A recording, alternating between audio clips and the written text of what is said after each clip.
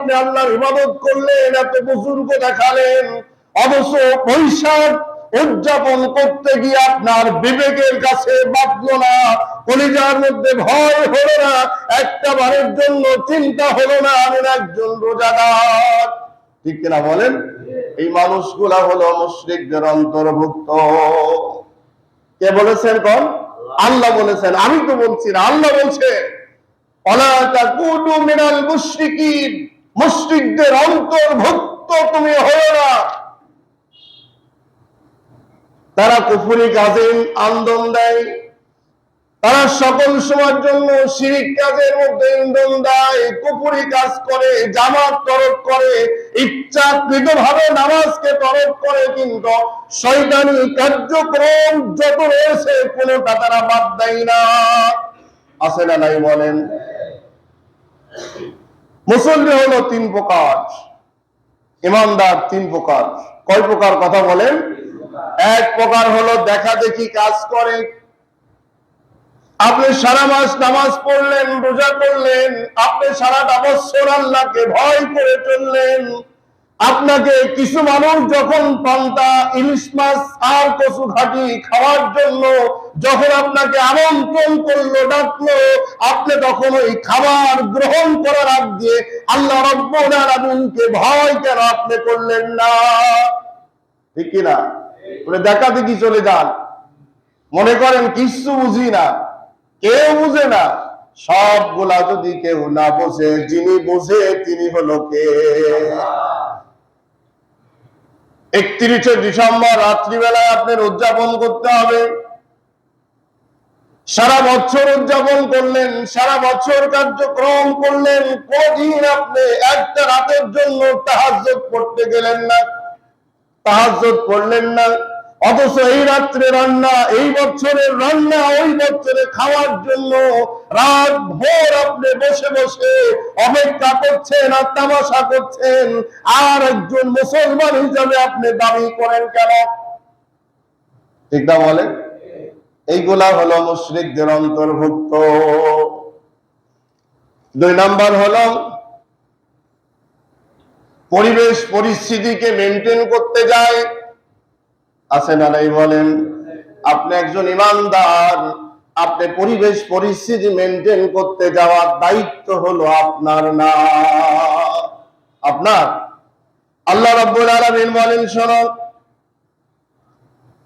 সূরা তাওবার মধ্যে আল্লাহ রাব্বুল আলামিন বলেন, তোমাকে যে অর্থ দিয়েছি, সম্পদ দিয়েছি আমি, এই অর্থ সম্পদের মূল মালিক সর্বপ্রথম যিনি, তিনি হলো কে? আল্লাহ রাব্বুল আলামিন বলেন, গোলাম, আমি তোমাকে যে অর্থ দিয়েছি, সম্পদ দিয়েছি, টাকা পয়সা দিয়েছি, ছেলে মেয়ে দিয়েছি, এই পৃথিবীর সৌন্দর্য যা কিছু দিয়েছি, সবগুলা দেওয়ার পিছনে মূল মালিক যিনি, তিনি হলো তোমার আল্লাহ।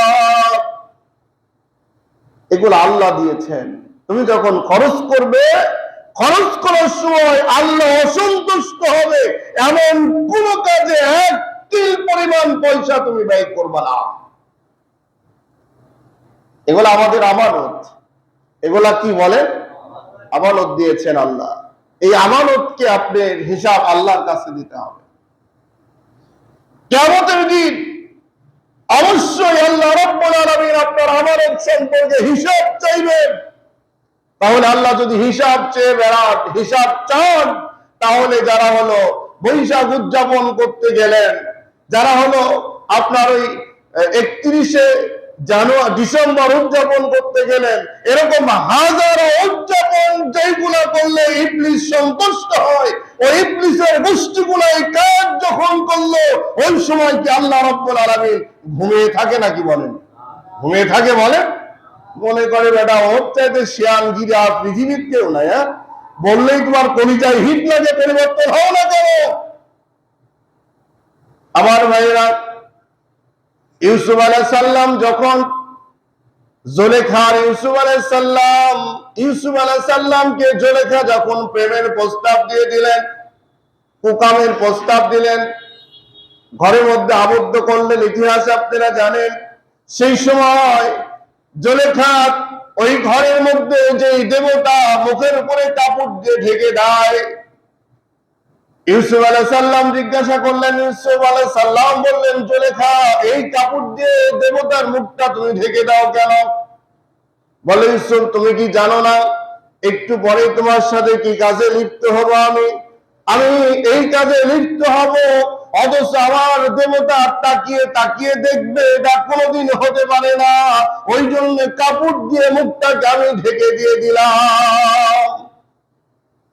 ইউসুফ আলাইহিস সালাম ডেকে বললেন, জুলেখা রে, তুমি যার ইবাদত করো, গোলামি করো, তার মুখটা কাপড় দিয়ে ঢাকা যায়, কাপড় দিয়ে চোখটা বন্ধ করে দেওয়া যায়, কিন্তু আমি যার ইবাদত করি, আমি যার গোলামি করি, আমার যিনি মালিক, ওই মালিকের মুখ কাপড় দিয়ে কোনো সময় ঢেকা যায় না। সুবহানাল্লাহ। শিয়ানগিরি দেখাও, আল্লাহর মুখ কাপড় দিয়ে ঢাকবা, আর কও যে আমরা ওই পরিবেশ পরিস্থিতি ঠিক রাখতে হয় এই জন্য করি। পরিবেশ পরিস্থিতি নিয়ন্ত্রণ করার যে মালিক, তিনি হলো আমার আল্লাহ। তিনি কে? আজকে সবচাইতে বেশি সমাজের মধ্যে এই জাতীয় বেঈমানদের জন্য অশান্তির ঝড় চলছে পৃথিবীর মধ্যে। আজকে দেখুন, সারা মাস রোজা করলেন, নামাজ পড়লেন, তাহাজ্জুদ করলেন, সেহরি ইফতার করলেন, আপনার চাইতে শ্রেষ্ঠ মানুষ পৃথিবীর মধ্যে আর নাই। এত শ্রেষ্ঠ থাকার পরে, দোয়া করার পরে আল্লাহ টিউবওয়েলের পানি দিচ্ছে না, কারণ কি? ঠিক না বলেন? টিউবওয়েলের পানি বন্ধ হয়ে যাচ্ছে কেন? টিউবওয়েলের পানি বন্ধ হয়ে যাওয়ার মূল কারণ হলো এই জাতীয় মুশরিকরা ওই দোয়ার মধ্যে শরীক থাকার জন্য আল্লাহ রাব্বুল আলামিন কারো দোয়া কবুল করে না। আল্লাহ মুশরিকদের দোয়া কখনো কবুল করে না।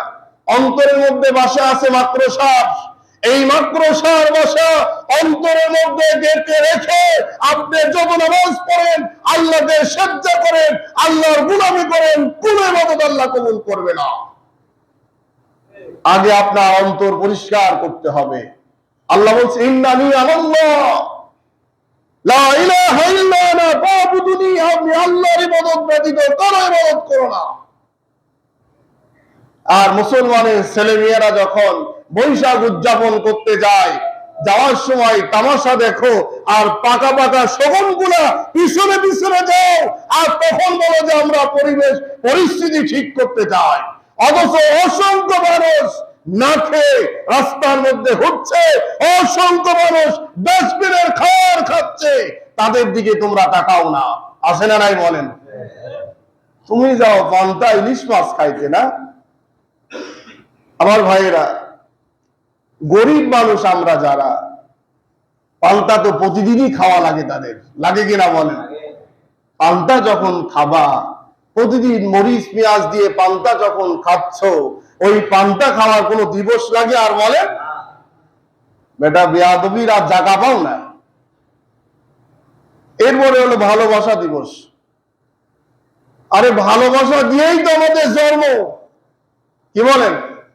ভালোবাসা দিয়েই তো আল্লাহ জন্ম দিয়েছে আমাদের। এক্সট্রা বছরে একদিন ভালোবাসার জন্য দিনক্ষণ ঠিক করে আমার ভালোবাসার প্রেম প্রীতি করতে হবে কেন? আমাদের ভালোবাসা আছে না নাই বলেন? যখন শিশু বাচ্চা পৃথিবীতে আসবে, আসার সময় মা বিভিন্ন ভাবে দোয়া নিয়ে চলে আসলেন, সিজার হোক বা এমনি নর্মাল ডেলিভারি হোক, খেয়াল করুন।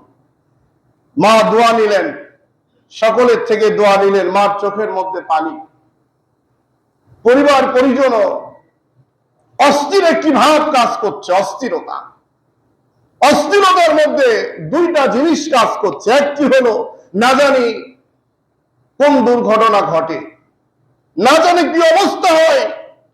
এই সময় অধিকাংশ পরিবারের লোকজন যারা ওই সময় প্রেজেন্ট থাকে, তাদের চোখের মধ্যে পানি চলে আসে। আসে না বলেন? পানি চলে আসে, টেনশন, চিন্তা, না জানি কি হয়। কিন্তু ভাইরা, এই চিন্তা, টেনশন, চোখের মধ্যে পানি চলে আসলো, কিছুক্ষণ পরে বাচ্চার কান্নার আওয়াজ যখন কানের মধ্যে চলে আসলো, এখন আগের চোখের পানি আর এখনকার চোখের পানি দুইটা কি এক হবে নাকি বলেন?